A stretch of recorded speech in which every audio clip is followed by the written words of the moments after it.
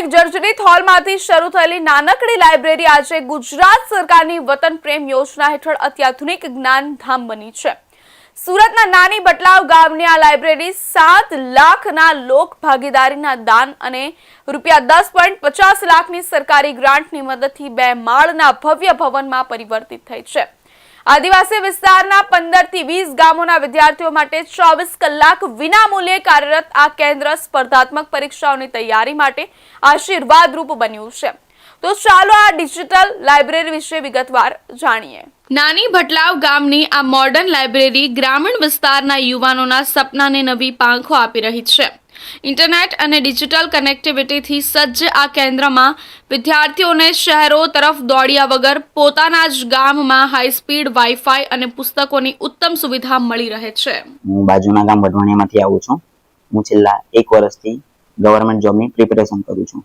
Library તો ખૂબ જ ઘણી ઉપયોગી છે। જ્યારથી મેં જોઈન કર્યું ત્યારથી મતલબ 24 કલાક લાઇબ્રેરી ખુલ્લી હોય વિધાઉટ એની કોસ્ટ। કોઈ બી પાસે કોઈ ફી ને તે વસૂલવામાં આવતી નથી ને કોઈ બી ચોપડા નીતિ જોઈતા હોય આપણને વાંચવા માટે તો તે મળી રહી છે। લાઇબ્રેરીમાં સુવિધા જોઈએ તો 24 કલાક ફ્રી ઓફ કોસ્ટ બેસવામાં છે। છોકરીઓ હોય કે છોકરા હોય બધા માટે અવેલેબલ છે। ગમે એ બુક્સ જોઈએ બુક્સ જ્યારે જોઈએ ત્યારે જે બુક્સ જોઈએ તે મળી જાય છે। ઇવન જે કોઈ એક્ઝામ છે એ એક્ઝામ રિલેટેડ કોમ્પિટિટિવ ટેસ્ટ લેવામાં આવે છે। એક્ઝામમાં જે રીતે હોલમાં બેસીને આપ્યા છે એ જ અનુભવ અમે અહીં પણ કરીએ છીએ। 123 થી વધુ વિદ્યાર્થીઓની ક્ષમતા ધરાવતું આ સંકુલ દીકરા દીકરીઓ માટે સુરક્ષિત અને શાંત વાતાવરણ પૂરું પાડે છે। અહીં સ્પર્ધાત્મક પરીક્ષાઓ માટે મોક ટેસ્ટનું પણ આયોજન થાય છે। એટલું જ નહીં, દૂરના શહેરોમાં પરીક્ષા કેન્દ્રો હોય ત્યારે વિદ્યાર્થીઓને ત્યાં સુધી પહોંચાડવા માટે વાહનની વ્યવસ્થા પણ લાઇબ્રેરી દ્વારા કરવામાં આવે છે।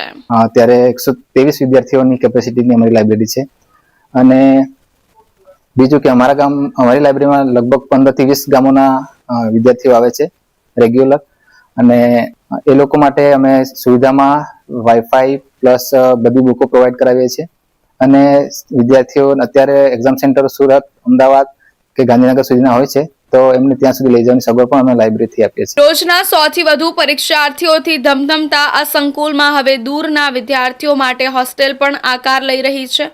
અહીં અભ્યાસ કરીને અનેક યુવાનો સરકારી તેમજ ખાનગી ક્ષેત્રમાં ઉચ્ચ હોદ્દા મેળવી ચૂક્યા છે।